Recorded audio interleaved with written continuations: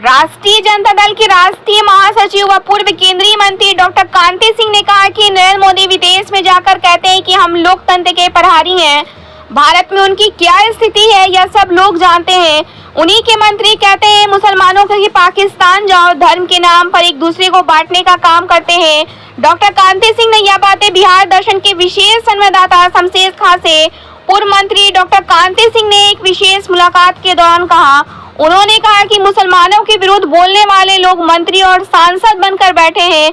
आप कैसे कह सकते हैं कि नरेंद्र मोदी का चेहरा धर्मनिरपेक्ष का चेहरा है। इस देश में हर धर्म के लोगों को संविधान ने हक दिया है। सर्वधर्म सद्भाव की बात कही जाती है। जिस दिन संसद भवन का उद्घाटन हुआ था उसी दिन धरने पर बैठी पहलवानों को भूत से रौंदा गया था। क्या यह लोकतंत्र है? मोदी जी महिलाओं की बात सुनते नहीं हैं और देश को मन की बात सुनाने का काम करते हैं। ब्यूरो रिपोर्ट, बिहार दर्शन। बिहार दर्शन विशेष संवाददाता। अभी मैं मौजूद हूँ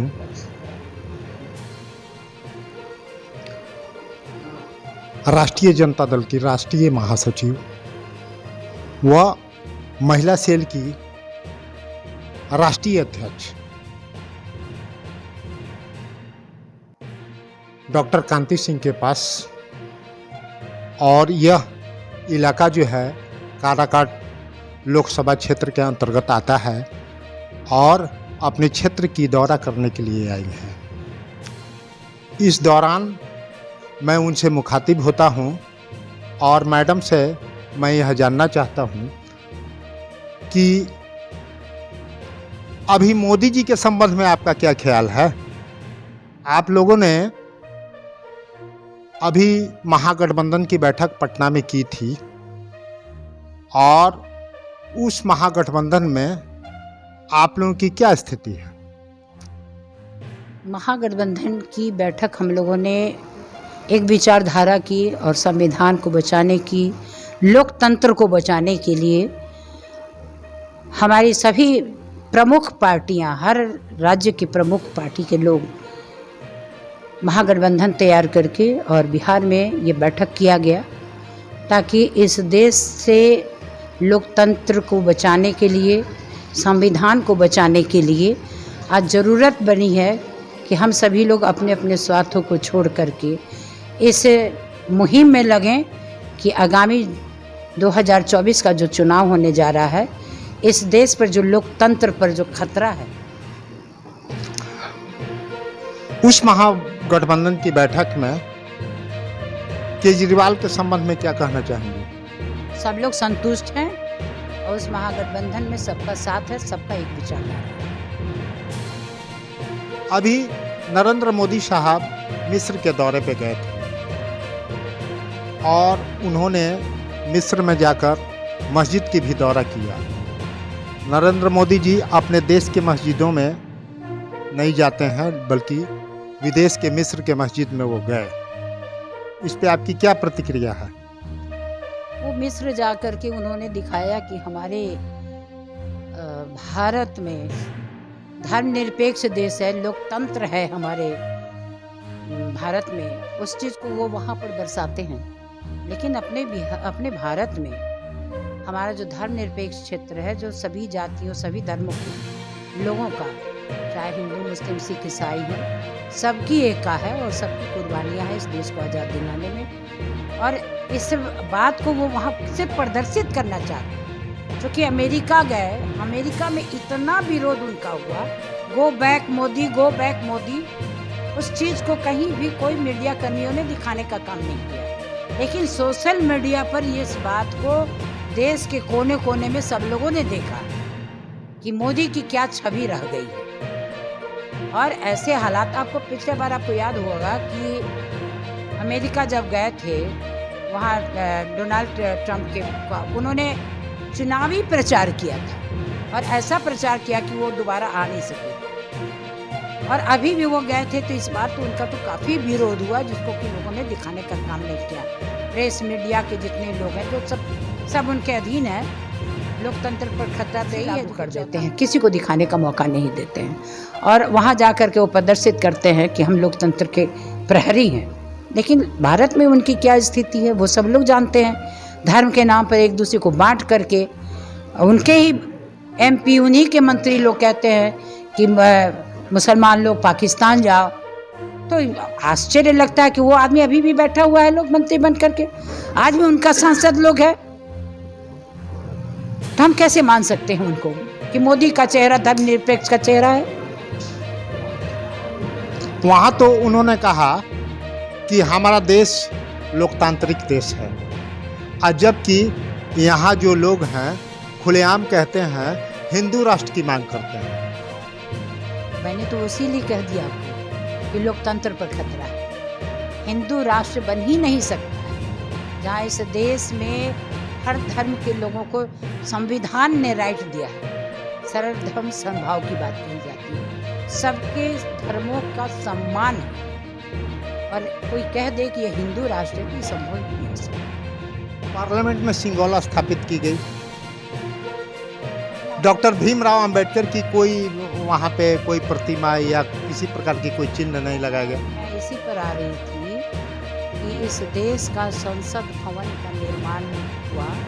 उस संसद भवन के उद्घाटन में इस देश की महामहिम राष्ट्रपति को उन्होंने आमंत्रित नहीं किया, उपराष्ट्रपति को आमंत्रित नहीं किया। उन्होंने सभी धर्मों के धर्म गुरुओं को बुला करके, सिंगोल है कि एक राजा जब दूसरे को अपना राज्य देता है तो सिंगोल का एक सिंबल है, तमिलनाडु का एक ये परंपरा, उसमें इन्होंने सिंगोल ले जाने का काम करके अपना राज्याभिषेक कराने का काम किया है। इस संविधान को लेकर नहीं, लोकतंत्र में राज्याभिषेक नहीं होता है। जनता का राज जनता के द्वारा चुना हुआ जनता के लिए होता है। जैसा कि मुझे जानकारी है कि जवाहरलाल नेहरू को जो सिंगोल दी गई थी वह सिंगोल विशेष कोई समारोह में नहीं दी गई थी। उन्होंने उस सिंगोल को लेने के बाद जो है उसको एक क्या संग्रहालय में रख दिया था। और सिंगोल जो है जैसा कि लोग अफवाह फैलाते हैं कि राज्य सत्ता एक दूसरे के बीच जो हस्तांतरित होती है उसका इस्तेमाल होता है, यह भी बात बिल्कुल गलत है मैडम। सत्ता हस्तांतरण के लिए वो राजतंत्र में चलता था। आपका देश ये लोकतंत्र है। इसीलिए तो मैं कह रही हूँ उन्होंने अपना राज्याभिषेक कराया। लोकतंत्र में राज्याभिषेक नहीं होता है। जनता के द्वारा जनता के लिए और जनता के काम के लिए ही होता है। जनता द्वारा चुनी सरकार होती है। मैंने तो ये सब बात आपको पहले ही बता दी। महिला पहलवान जो थे जो दिल्ली में, उनकी कोई नहीं सुना, बेचारी धरना पर रही। और एक नाबालिग महिला पहलवान को जो है उनका स्टेटमेंट बदलवा दिया गया।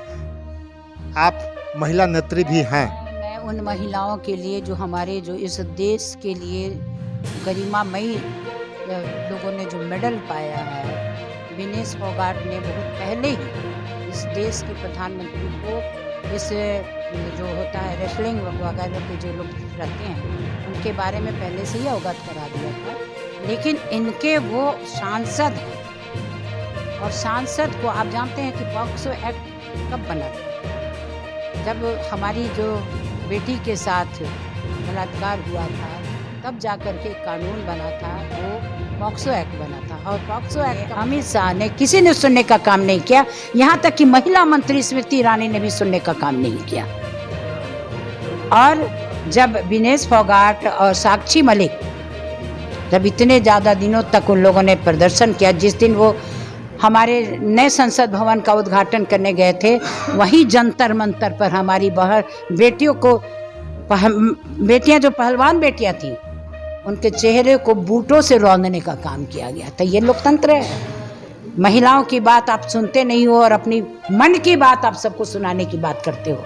वो महिला आपकी देश की गौरव है, आपकी शान थी। जिस समय उसने मेडल जीत करके आया था, उसके साथ आप लोगों ने बड़ी बढ़िया से उसके साथ फोटो खिंचवाया था। हरियाणा के मुख्यमंत्री ने उसको अपना रोल मॉडल घोषित किया गया था। और वही पहलवान ने जब आपके सांसद के ऊपर में पॉक्सो एक्ट लगाने का काम किया, वो भी दर्ज नहीं हो रहा था। सुप्रीम कोर्ट ने जब उसमें जब ध्यान दिया तब जाकर के FIR लो, जो आज तक उसका गिरफ्तारी नहीं हुआ उस सांसद का।